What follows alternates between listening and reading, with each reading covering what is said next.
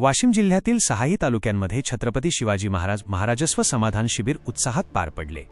या विशेष मोहिमेला नागरिकांचा उदंड प्रतिसाद मिळाला असून जिल्हाभरातून एकूण 6610 महसुली प्रकरणे निकाली काढण्यात आली आहेत। या शिबिरांच्या माध्यमातून प्रशासकीय सेवा थेट जनतेच्या दारापर्यंत पोहोचवल्या गेल्या।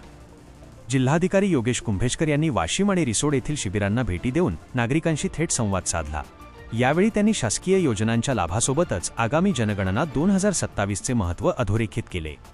जनगणनेच्या पहिल्या टप्प्यात मे 15 पर्यंत स्वगणना प्रक्रिया सुरू असून नागरिकांनी यात स्वतःहून सहभाग नोंदवावा असे आवाहन त्यांनी केले। तसेच मे 16 पासून सुरू होणाऱ्या घरगणना प्रक्रियेत प्रगणकांना अचूक माहिती देऊन सहकार्य करण्याचे आवाहनही जिल्हाधिकाऱ्यांनी प्रशासनाच्या वतीने केले आहे। या शिबिरांमध्ये प्रामुख्याने 649 फेरफार प्रकरणांचा निपटारा करण्यात आला। तसेच 263 सातबारा दुरुस्तीचे अर्ज निकाली काढण्यात आले।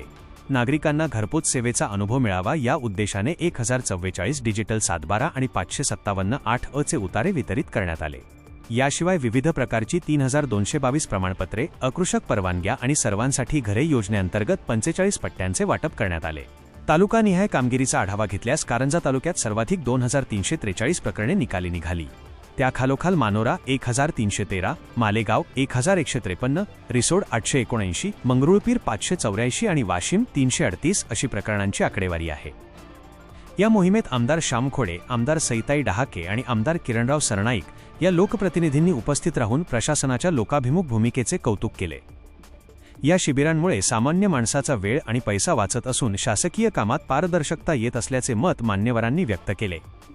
या कार्यक्रमाला निवासी उपजिल्हाधिकारी विश्वनाथ घुगे, उपविभागीय अधिकारी वैशाली देवकर, कैलास देवरे यांच्यासह विविध तहसीलदार व अधिकारी मोठ्या संख्येने उपस्थित होते। एकाच छताखाली अनेक कामे मार्गी लागल्याने जिल्हाभरातील लाभार्थ्यांनी समाधान व्यक्त केले आहे। अशा नवनवीन बातम्यासाठी चॅनलला सबस्क्राईब करा आणि पाहत रहा MH न्यूज मराठी।